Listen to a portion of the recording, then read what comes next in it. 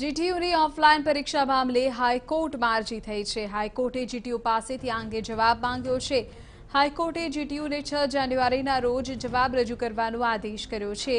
અરજદારે કોરોનામાં પરીક્ષા લેવી હિતાવહ ન હોવાની માંગણી કરી હતી, ત્યારે વિદ્યાર્થીઓ એકઠા થશે તો સંક્રમણ વધવાનો પણ ખતરો છે તેવી અરજદારે વિગતો લખી હતી।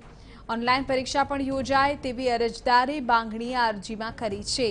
ઉલ્લેખનીય છે કે 10 જાન્યુઆરીથી જીટીયુની ઓફલાઈન પરીક્ષા શરૂ થવાની છે।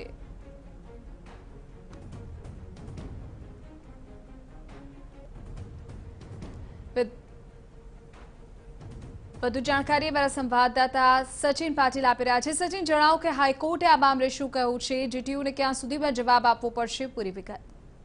વિધિ, જે પ્રકારે ઓફલાઈન પરીક્ષા લેવાની જે વાત છે, 10મી તારીખે ઓફલાઈન પરીક્ષા જીટીયુની યોજાવાની હતી અને આ જે પરીક્ષા છે, પરીક્ષાને લઈને કેટલાક વિદ્યાર્થીઓ જે છે એ હાઈકોર્ટમાં ગયા હતા અને એમણે પોતાની રજૂઆત પણ મૂકી હતી અને કહ્યું હતું હાઈકોર્ટને કે જે આ પરીક્ષા યોજાશે ત્યારે એમાં સંક્રમણનો ખતરો રહેલો છે, કારણ કે અત્યારની જે પરિસ્થિતિ છે, પરિસ્થિતિને જોતા કેટલાક વિદ્યાર્થીઓ બહારથી પણ આવે છે, ત્યારે એવામાં ઓનલાઈન પરીક્ષા પણ યોજાય જેનાથી વિદ્યાર્થીઓને રાહત રહે અને આ બાબતને લઈને હાઈકોર્ટે 6મી તારીખે જીટીયુને જવાબ રજૂ કરવા આદેશ કર્યો છે।